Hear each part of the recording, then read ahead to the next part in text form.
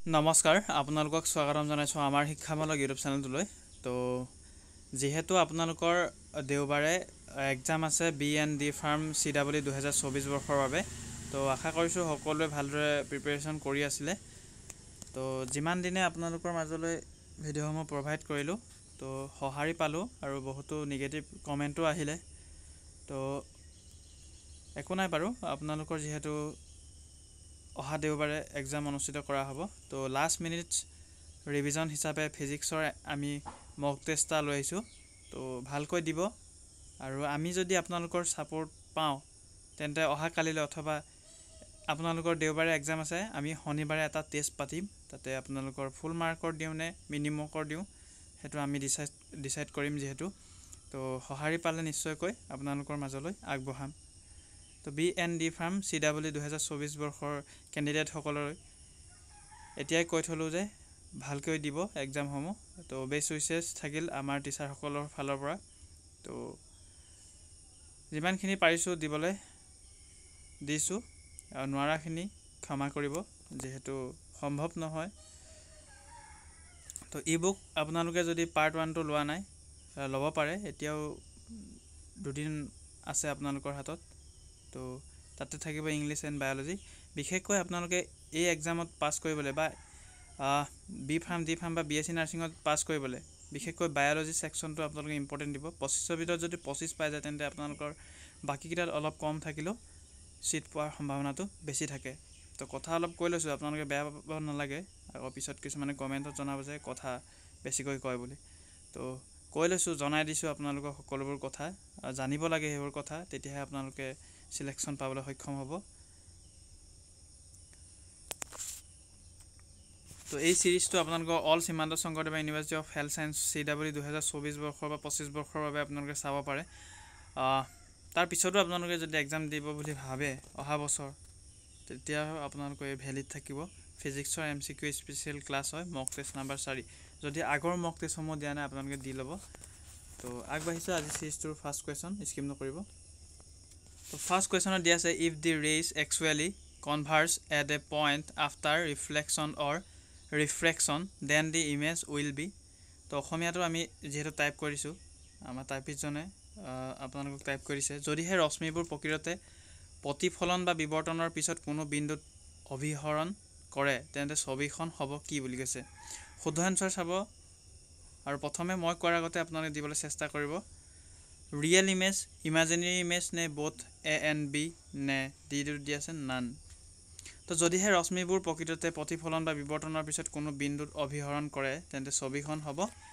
Real image option A is correct বা বাস্তৱ ছবি হ'ব নেক্সট 2 নম্বৰ দি আছে The rainbow is the example of dash of sunlight by the water drops in the atmosphere তো বায়ুমণ্ডলত পানীৰ টোপালৰ দ্বাৰা সূৰ্যৰ পোহৰ দেশৰ উদাহৰণ ৰামধেনু বুলি কৈছে তো ৰিফ্ৰেকশনৰ কাৰণে নে স্কেটাৰিং নে ৰিফ্লেকশন নে ডিসপাৰশন হ'ব তো শুদ্ধটো জনাব আপোনালোকে নিশ্চয় বৰষুণ দিয়াৰ পিছত ৰামধেনু দেখা পায় তো হেয়াৰ কাৰণটো সুধিছে যেহেতু আপোনালোকক তো কোনটো হ'ব তো ইয়াৰে কাৰেক্ট আনসাৰ হ'ব আপোনালোকৰ ডিসপাৰশন বিক্ষিপ্ততা option D is correct next the speed of light in vacuum is given as তো শূন্যতাত পোহৰৰ গতি এনেদৰে দিয়া হৈছে তো ইয়াতে ব্ৰেকেটত দিয়া আছে ব্ৰেকেটত দিয়াবোৰ আপোনালোকৰ 3 * 10^, এটা পাৱাৰত আছে 8 আছে এই ধৰণে আছে আমি ব্ৰেকেটত দি দিছো টাইপিষ্ট গৰাই খিছি হয়তো পাৱাৰ দিব নোৱাৰিলে তো শূন্যতাত পোহৰৰ গতি এনেদৰে দিয়া হৈছে কেনেদৰে the speed of light in vacuum is given as তো শুদ্ধটো জনাব প্ৰথমে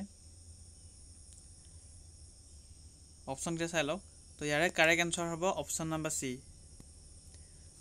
3 * 10^8 মিটাৰ পাৰ সেকেন্ড তো এটো হয় 3 * 10^8 কিলোমিটাৰ এটো কিলোমিটাৰ আছে সেই গতিকে এটো ৰং মিটাৰ পাৰ সেকেন্ড হ'ব right answer option C is correct option C next 4 number চাব the image formed by a concave mirror is তো অবতল দাপনৰ দ্বাৰা গঠিত প্ৰতিছবিখন হ'ল কি হয় বুলি তো অবতল দাপনৰ দ্বাৰা গঠিত প্ৰতিছবিখন কি হ'ব সদায় বাস্তৱ, সদায় ভাৰ্চুৱেল বা always real, always virtual, certainly real if the object is virtual, যদি বস্তুটো ভাৰ্চুৱেল হয় তেন্তে নিশ্চিতভাৱে বাস্তৱ, আৰু certainly virtual if the object is real, তো বস্তুটো বাস্তৱ হ'লে নিশ্চিতভাৱে ভাৰ্চুৱেল হ'ব বুলি কৈছে। শুদ্ধটো জনাব চাৰিটা অপশ্যনৰ ভিতৰত। তো কাৰেক্ট এনচাৰ হ'ব certainly real if the object is virtual, যদি বস্তুটো ভাৰ্চুৱেল হয় তেন্তে নিশ্চিতভাৱে বাস্তৱ হ'ব। Option C is correct. Next 5 number দিছে the geometric centre of spherical lens is called as, তো গোলাকাৰ লেন্সৰ জ্যামিতিক কেন্দ্ৰক কি বোলা হয়? তো এছটো ইয়াতে আহি গৈছে, এইটো কাটি দিব। তো গোলাকাৰ লেন্সৰ জ্যামিতিক কেন্দ্ৰক কি বোলা হয়? তো প'ল অফ দি মিৰৰ বা আইনাখনৰ মেৰু, optical centre, centre of curvature বা বক্ৰতাৰ কেন্দ্ৰ নে নান? তো শুদ্ধটো জনাব চাৰিটা অপশ্যনৰ ভিতৰত। তো geometric centre of spherical lens is called, correct answer হ'ব আপোনালোকৰ option number B, optical centre. Optical centre হ'ব কাৰেক্ট এনচাৰ। তো গোলাকাৰ লেন্সৰ জ্যামিতিক কেন্দ্ৰক অপটিকেল চেণ্টাৰ বুলি কোৱা হয়। নেক্সট 6 নম্বৰ দিছে the electromagnetic radiation belonging to the region of spectrum 400 nanometre to 700 nanometre is called, তো 400 নেন'মিটাৰ আৰু 700 নেন'মিটাৰ বৰ্ণালী অঞ্চলৰ অন্তৰ্গত বিদ্যুৎ চুম্বকীয় বিকিৰণক কি বোলা হয় বুলি? তো মাইক্ৰ'ৱেভ, ইনফ্ৰাৰেড নে লাইট নে গামা ৰেজ? শুদ্ধটো জনাব চাৰিটা অপশ্যনৰ ভিতৰত। তো 400 নেন'মিটাৰ আৰু 700 নেন'মিটাৰ বৰ্ণালী অঞ্চলৰ অন্তৰ্গত বিদ্যুৎ চুম্বকীয় বিকিৰণক বোলা হয় লাইট। নেক্সট চাব 7 নম্বৰ দি আছে এই simple magnifier or microscope is a, তো এটা সৰল মেগনিফায়াৰ বা মাইক্ৰস্কোপ হ'ল কি? তো diverging lens of small focal length, সৰু ফকেল লেন্থৰ বিচ্ছিন্ন lens, converging lens of small focal length, সৰু ফকেল দৈৰ্ঘ্যৰ অভিহৰণ lens, diverging lens of large focal length, বৃহৎ ফকেল লেন্থৰ বিচ্ছিন্ন লেন্স, এণ্ড দি আছে converging lens of large focal length বা বৃহৎ ফকেল লেন্থৰ অভিহৰণ লেন্স। তো এটা সৰল মেগনিফায়াৰ বা মাইক্ৰস্কোপ কি হয় বুলি কৈছে? তো শুদ্ধটো জনাব 7 নম্বৰটো। তো কাৰেক্ট এনচাৰ হ'ব converging lens of small focal length, সৰু ফকেল দৈৰ্ঘ্যৰ অভিহৰণ lens. Option B is correct. Next 8 number দিছে the ray of light travelling from rarer medium to denser medium, তো বিৰল মাধ্যমৰ পৰা ঘন মাধ্যমলৈ যাত্ৰা কৰা পোহৰৰ ৰশ্মি কেনেদৰে হয় বুলি কৈছে? তো বেণ্টছ এৱে ফ্ৰম দি নৰ্মেল, স্বাভাৱিকৰ পৰা আঁতৰি বেকা হয়, বেণ্টছ টুৱাৰ্ডছ দি নৰ্মেল, স্বাভাৱিক ফালে বেকা হয়, does not changes its path, নিজৰ পথ সলনি নকৰে, নান। তো শুদ্ধটো জনাব যে বিৰল মাধ্যমৰ পৰা ঘন মাধ্যমলৈ যাত্ৰা কৰা পোহৰৰ ৰশ্মি কেনেদৰে হয়? তো কাৰেক্ট এনচাৰ হ'ব বেণ্টছ টুৱাৰ্ডছ দি নৰ্মেল, স্বাভাৱিকৰ ফালে বেকা হয়। Option B is correct.